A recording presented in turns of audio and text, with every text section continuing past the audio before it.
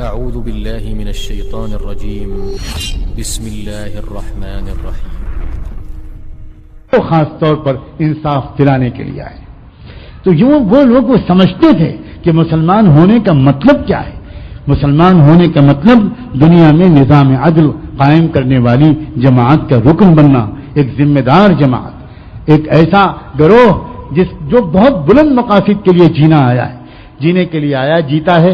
وہ گروہ شادیوں کے لیے، بستروں پر بیویوں سے لطف اندوز ہونے کے لیے، اور وہ گروہ کاروبار کرنے کے لیے اور بینک بیلنس بنانے کے لیے اور مکان بنانے کے لیے ہرگز نہیں آیا. ہرگز اس گروہ کا مقصد یہ نہیں ہے. اور جب تک مسلمان اپنے اصل مقصد کو نہیں سمجھیں گے، ان کے دل سے محبت دنیا کی نکل ہی نہیں سکتی. ہزار واز کہتے رہو، کچھ اثر نہیں ہوتا. لیکن جب انسان کسی مقصد کے لیے سامنے کھڑا ہوتا ہے اور اس کو نظر آتے ہیں وہ بھوکے ننگے لوگ اور وہ حقوق سے محروم لوگ، اور وہ دیکھتا ہے کس قدر ظلم ہو رہا ہے، تب اس کی انسانی غیرت جاگتی ہے اور وہ کہتی ہے کہ بس بہت ہو گیا، اب میں ان کاموں کے لیے اب نہیں جیوں گا، بس قدر ضرورت کماؤں گا، سادہ سی روٹی کھاؤں گا، لمبے چوڑے میرے منصوبے اب دنیا میں نہیں ہیں، اب میں تو بہت قلیل پر راضی رہوں گا، بڑے کاموں کو کرتے ہوئے اللہ سے اپنے مالک سے جا ملوں گا. اللہ تبارک و تعالی ان جذبات کو ہمارے دل میں واپس کر دے. اللہ اس سطح تک پہنچ کر آ جائے. یہ عاجز جانتا ہے کہ بہت سے لوگوں کو بہت تعجب ہوتا ہوگا کہ خانقاہ میں یہ بیان. افسوس یہ ہے کہ خانقاہ کا کردار لوگوں کے سامنے ہے ہی نہیں. لوگ جانتے ہی نہیں کہ خانقاہوں نے کیا کردار ادا کیا ہے. لوگ نہیں جانتے، بالکل نہیں جانتے. انہیں تو ڈھول تماشے اور طبلے اور سارنگی والی اور قوالی والی خانقاہوں کا پتہ ہے. انہیں نہیں پتا سنوسی تحریک کی لیبیا کے جنگلوں میں قائم وہ خانقاہیں جنہوں نے فرانسیسی استعمار سے لیبیا کو آزادی دلائی تھی. انہیں نہیں پتا شیخ امیر عبد القادر الجزائری کے وہ خانقاہیں جنہوں نے فرانس کا انقلاب، فرانس کے استعمار سے چھٹکارا پایا تھا. انہوں نے نہیں پتا مہدی سوڈانی کی سوڈان میں وہ خانقاہیں. انہیں نہیں پتا شیخ خالد کردی رومی کی ترکی میں وہ خانقاہیں جنہوں نے مصطفیٰ کمال عطا ترک کے اس ارتدادی نظام کا تختہ الٹ دیا. انہیں بالکل نہیں پتا مجدد الفسانی رحمۃ اللہ علیہ کی سرہند کے وہ خانقاہ جس میں اکبر کے برہمنی نظام کی جگہ پر اورنگزیب جیسا ایک متقی حکمراں بٹھا دیا تھا. آج اورنگزیب کو بدنام کرنے والے جاہل ہمارے اس ملک میں بہت بڑی تعداد میں ہیں، اور افسوس خود مسلمان نہیں جانتا. عجیب و غریب بات ہے، اورنگزیب ہندوستانی تاریخ کا تنہا وہ حکمراں ہے جس نے پورے دور حکومت میں سرکاری خزانے سے ایک نیا پیسہ نہیں لیا. قصر نہیں کرتے تم لوگ؟ چلو پر پانی میں ڈوب مرو گا، تمہارے اندر شرم ہے. تمہیں نہیں پتا اورنگزیب کے زمانے میں بھارت دنیا کا اکنامک سپر پاور تھا، معاشی لحاظ سے دنیا کا سب سے مضبوط ملک. اس ملک میں دنیا کی تاریخ میں، بھارت کی تاریخ میں بھارت سب سے مضبوط رہا معاشی طور پر اورنگزیب کے دور میں رہا. میں چیلنج کے ساتھ کہہ سکتا ہوں اورنگزیب کے دور میں بھارت میں ایک شخص بھی بھیک نہیں مانگتا تھا. اورنگزیب کے دور میں بھارت میں ایک شخص بھی چوری نہیں کرتا تھا. اور یہ میں نہیں کہہ رہا ہوں، برٹش پارلیمنٹ کا ممبر لارڈ میکالے 2 فروری سن 1938 کو برٹش پارلیمنٹ میں تقریر کرتے ہوئے اس نے کہا کہ میں 20 سال بھارت میں رہ کر آیا ہوں، بھارت میں ایک چور بھی نہیں ہے، بھارت میں ایک بھکاری بھی نہیں ہے، بھارت جیسا خوشحال ملک اس آسمان کے نیچے کہیں موجود نہیں ہے. یہ تھا اورنگزیب. اور وہ اورنگزیب جس نے اپنے ملک کو ہندو مسلم کے فرق کیے بغیر اس قدر خوشحال بنا دیا تھا، وہ اورنگزیب جس نے سینکڑوں مندروں کے لیے ہزاروں ایکڑ زمین کو وقف کیا تھا.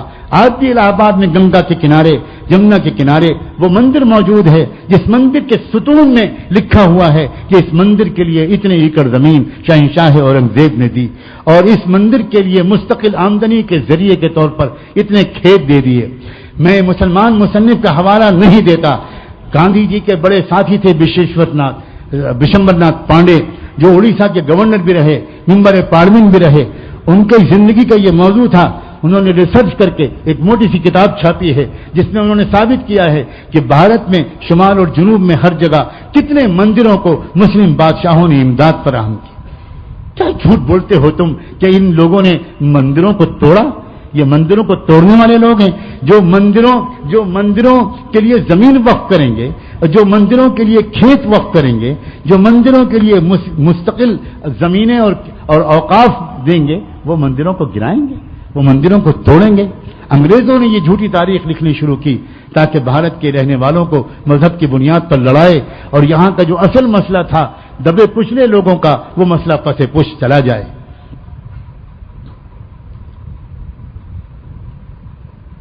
جھوٹ کی بھی کوئی لمٹ ہوتی ہے، جھوٹ کی بھی کوئی انتہا ہوتی ہے۔ جھوٹ اس لیے چل رہا ہے کہ کوئی سچی تاریخ پڑھتا ہی نہیں۔ میں کیا شکوہ کروں،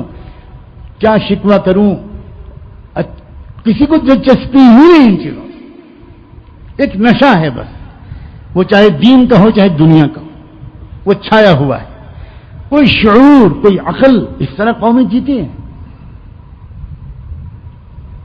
کوئی مطالعہ ہی نہیں کرتا کہ وہ چیلنج کر سکے، وہ بات ہی نہیں کرتا، کوئی بحث چھیڑتا ہی نہیں کہ یہ کیا پک رہے ہو تم۔ وہ اورنگزیب کہاں سے کھانا کھاتا تھا؟ اتنا مضبوط حکمراں، جانتے ہو اس کی آمدنی کا ذریعہ کیا تھا؟ وہ ٹوپیاں سی کر بازار میں بکواتا تھا، اس کے 2 پیسے آتے تھے، اس کی روٹی چٹنی کھاتا تھا۔ یہ اورنگزیب کیا کہ غذا تھی، اس کا ذریعہ آمدنی تھا، ٹوپیاں سیا کرتا تھا۔ اتنے مشغول اوقات میں کس وقت نکالتا تھا وہ شخص؟ سرکاری خزانے سے 1 پیسہ بھی میں نہیں لوں گا، میں اس دیش کا خادم ہوں، میں اس دیش کا مالک نہیں ہوں۔ مجھے امانت دار کے طور پر بٹھایا گیا ہے کہ اس دیش کا پیسہ اس دیش کے رہنے والوں میں تقسیم کروں، یہ میرا کام ہے، میں اور کچھ نہیں کر سکتا۔ اس کو آج آپ نے دنیا میں سب سے بڑا بدنام انسان بنا دیا، اور مسلمان بھی خاموش ہے۔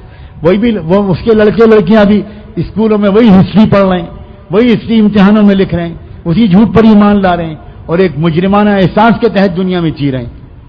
وقت آیا ہے کہ ملک میں بحث مباحثہ چھڑے، وقت آیا ہے کہ ملک میں للکارا جائے، صاف صاف کہا جائے۔ اللہ تبارک و تعالی آپ حضرات کو بھی تھوڑی سی استعداد عطا فرمائے۔ آپ بھی سوچئے، آپ بھی پوچھئے، نوجوانوں پوچھو آ کر کہ ہم کون سی کتابیں پڑھیں، ہم کیا کریں، ہم کہاں سے اس جہالت سے نکلیں، ہمارے اندر کیسے وہ جذبات آئیں۔ ہرگز ہمیں کسی کو نفرت کی نظر سے نہیں دیکھنا، ہرگز نہیں۔ 1000 کوئی ہم کو نفرت کی نظر سے دیکھے، ہمیں نفرت کی نظر سے نہیں دیکھے، ہرگز نہیں۔ ہمیں تو اس ملک کے مسائل کو حل کرنے ہیں، ہمیں اس ملک میں نیا مسئلہ نہیں بننا ہے، مسئلہ بڑھانا نہیں ہے، لیکن مسئلہ تب ہم بن پائیں گے جب ہمارے اندر یوسف علیہ السلام جیسا صبر و تقویٰ ہوگا۔ اس سے کم پر نہیں ہوگا لوگوں، صاف بات ہے۔ یوسف علیہ السلام کو جس ملک کی حکومت نے بے گناہی کے باوجود جیل میں ٹھوس دیا تھا اور 9 سال تک ان کو جیل میں رہنا پڑا تھا، جب وقت آیا تو اسی ملک کے عوام کو قحط سالی اور بھکمری سے بچانے کے لیے یوسف علیہ السلام نے اپنی مخلصانہ خدمات پیش کر دی۔ کس ملک کو بچانے کے لیے؟ انہوں نے کہا تھا اجعلنی علی خزائن الارض انی حفیظ علیم۔ یہی تو ملک تھا، یہی حکومت تھی۔ آج وہ حکومت پھنس گئی، وہ فرعون پھنس گیا، وہ بادشاہ پھنس گیا، اور پھنسا ایسے کہ اس کو یقین ہو گیا کہ میرا ملک ایک معاشی بحران میں پھنسنے والا ہے۔ 7 سال تک پیداوار ہوگی، اس کے اگلے سال تک ایک دانہ نہیں پیدا ہوگا۔ 7 سال کی پیداوار کو 14 سال تک چلانا کیسے ممکن ہوگا؟ اس کے لیے بہت ایماندار، بہت سلیقہ مند افسران کی ضرورت ہے، ذمہ داران کی ضرورت ہے، اور وہ جانتا تھا کہ میرے ملک میں ایک بھی ایسا ایماندار آدمی نہیں۔ وہی شخص جس کو اس کی حکومت نے بے گناہی کے باوجود جیل میں ٹھوس دیا تھا، پورے ملک میں بدنام کر دیا تھا یوسف علیہ السلام کو، وہی بادشاہ یوسف علیہ السلام سے درخواست کر رہا ہے انک الیوم لدینا مکین امین۔ یوسف، ہمیں اب جو بھروسہ آپ پر ہے وہ کسی پر نہیں، جو مقام آپ کا اب میری حکومت میں ہے وہ کسی کا نہیں، مکین امین۔ کوئی ایک بھی تو ایماندار نہیں ہے، یہ صاف کہہ رہا ہے بادشاہ۔ اب آپ سنبھالیے اس ملک کو، سکے پر نام میرا رہے گا، بس اتنا میرا نام چلے گا، باقی پورے پاور، پوری حکومت آپ کے ہاتھ، آپ سنبھال۔ جواب میں یوسف علیہ السلام کہتے ہیں اجعلنی علی خزائن الارض. دیکھیں پورے ملک کی تمام وزارتیں تمام ذمہ داریاں میرے حوالے بالکل مت کریں. جو سب سے زیادہ مصیبت اور کرائسس والا شعبہ ہے غذا اور خوراک والا یہ آپ میرے حوالے کریں. میں اس کو سنبھالوں گا اور اس بات کی کوشش کروں گا کہ پورے 14 سال تک ہر گھر میں وہاں کی ضرورت کے مطابق غلہ جائے, نہ ایک دانہ کم نہ ایک دانہ زیادہ. کس ملک کو بچانے کے لیے یوسف علیہ السلام اپنی خدمات پیش کر رہے ہیں؟ کس قوم کو بچانے کے لیے؟ یہی قوم تھی جو کل تک گلیوں سڑکوں کوچوں میں یوسف کو بدکار اور بدماش کہتی پھرتی تھی. یہی قوم تھی جو یوسف کے خلاف پروپیگنڈا کر رہی تھی. مگر سلام ہو یوسف کے دل پر. یوسف کے دل میں انتقام کا کوئی جذبہ نہیں تھا, کوئی بدلے کی بھاونا نہیں تھی. ان کا مزاج تو یہ تھا کہ بھئی میرا پیغام محبت ہے جہاں تک پہنچے. ان کا تو یہ مزاج تھا. لہذا جب موقع ملا تو اسی قوم کی خدمت میں لگ گئے. یہی ہم اس وقت کے مسلمانوں کا مزاج ہونا چاہیے. ہزار ظلم کوئی کر رہا ہو ہم کو بدلہ نہیں لینا, ہم کو ہرگز بدلہ نہیں لینا. ہزار کوئی ہم سے نفرت کر رہا ہو ہمیں ہرگز کسی سے نفرت نہیں کرنا. ہزار کوئی ہمارے بڑے بوڑھوں کو گھر سے گھسیٹ کے نکال کر مار رہا ہو ہمیں کسی پر ایک پتھر بھی نہیں پھینکنا. ہزار کوئی ہماری بچیوں کے ساتھ بدکاریاں کر رہا ہو ہمیں کسی کے بہو بیٹی پر بری نظر نہیں ڈالنا. ہمیں اس نظر سے سوچنا ہے جس نظر سے انبیاء علیہ السلام سوچا کرتے تھے. ہمیں بھرپور طریقے پر نفرتوں کا جواب محبت سے دینا ہے اور ملک کو سزا دینا ہے. ملک کو اقتصادی طور پر بھی اوپر لے جانا ہے. ملک کو امن کا گہوارہ بنا دینا ہے. کسی قیمت پر ہم کو بدلہ نہیں لینا. بدلہ لینے کے مزاج سے جو لوگ سوچیں گے وہ کبھی نبیوں کے طریقے پر نہیں چل سکتے. ہمیں تو نبیوں کے طریقے پر چلنا ہے, ہمیں لیڈروں کے طریقے پر نہیں چلنا. ہمیں سیاسی اور حکومتی لڑائی لڑنے والوں کے طریقے پر نہیں چلنا. ہمیں تو امن و انصاف کو قائم کرنے کی ایک مخلصانہ کوشش کرنی ہے.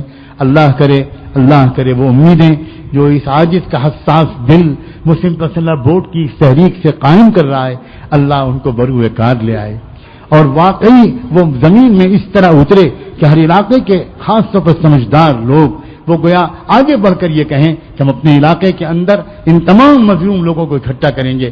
آئیے اور رہبری کیجیے کہ کیسے ہم قدم بقدم امن و انصاف کے قیام کے سلسلے میں اپنی جد و جہد کو آگے بڑھائیں.